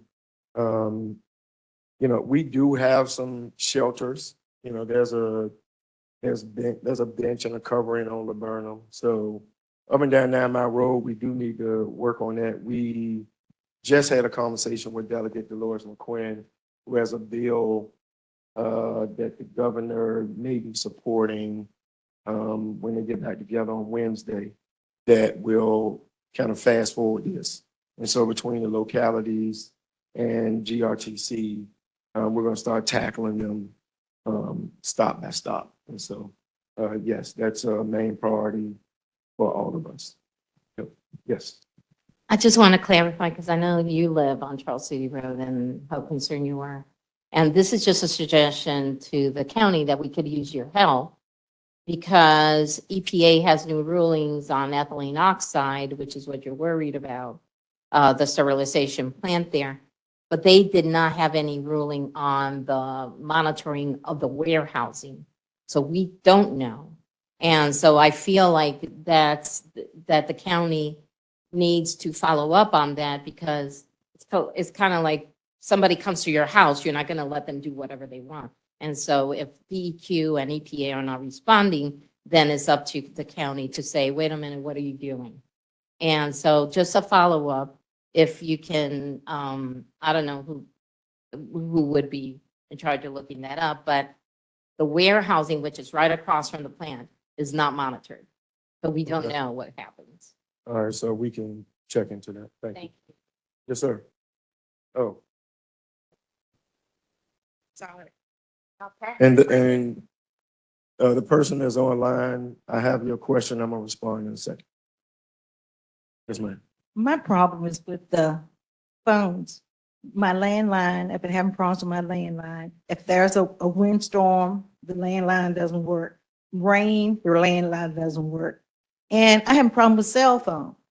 And cell phone, in order to get a reception, we have to go outside and to travel to listen to get the police or to call 911. We have to go outside because our reception is not that good. Is anything that county can do to help us?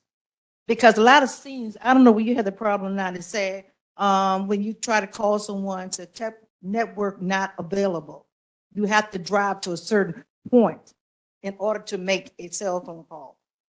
So So I don't we know. are, and I don't know who, I can't remember who answered that question earlier, but we have, it's a broadband issue that is, oh wow, they putting us out here. So let me give you the fast, quick answer. We actually have, some grant money from the federal government for us to try to work with the federal government to expand, but the broadband issue is really nothing that we can do local without the state and the federal government. And so whenever we get these complaints, all we can do is call the companies and Verizon and Comcast. And I know you guys, I got an email that they did finally help you out with your landline issue. We do have some money, but I'm not even sure even that. It's a couple $100,000 will fix this issue. But we are continuing to stay on top of those companies, et cetera. All right. Anybody else? And then I got an update before we get kicked out. Yes. Tyrone, I know you're busy, but right down the street from where you live, 7,000 and 8,000 block of Osborne Turnpike. The trees and the power lines and the communication lines are absolutely unbelievable. I'm surprised you can make a phone call from down there. And I would appreciate it if you and the county manager could take a ride down there. And I know it's not y'all's responsibility, but maybe you could encourage the utility companies to do what they're supposed to be doing. Thank you very much. Can you help me with that, please, sir? All right. I see another hand over here. Let me answer this real quick. Online, there was a request to not remove all of the tennis courts. So we won't. It's going to be a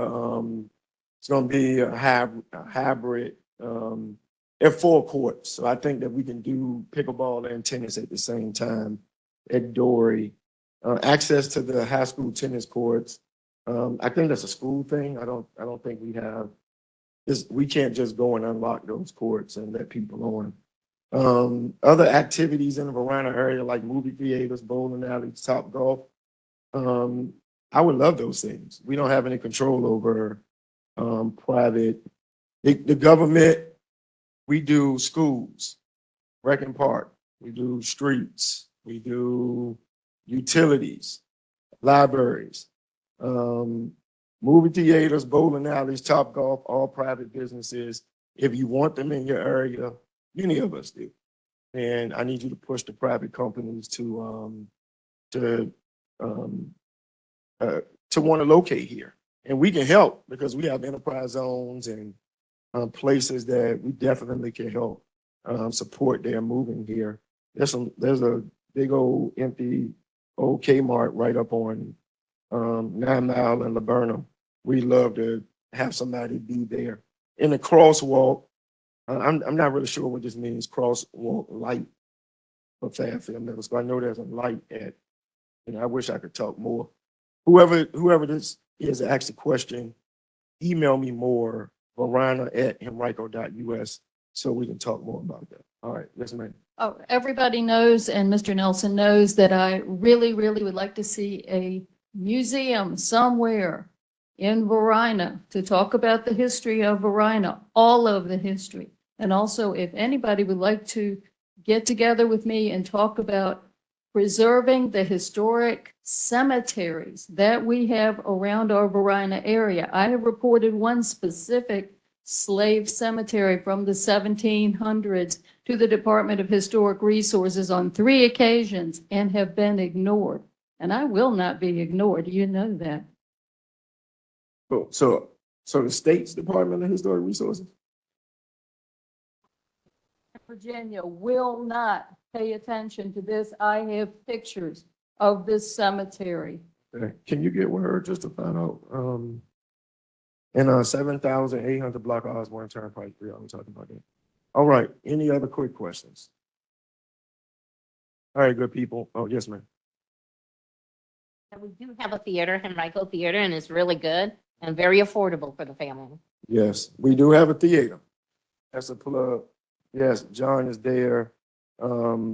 Persons, but I know they're talking about bow tie and all that good stuff. But we do have a theater, Henrico Theater on 9 Mile Road. And so I think it's like, what, a dollar? All right, $3, you can go and enjoy your movie. All right, y'all have a good evening. I'm not sure if it's still raining, but be safe.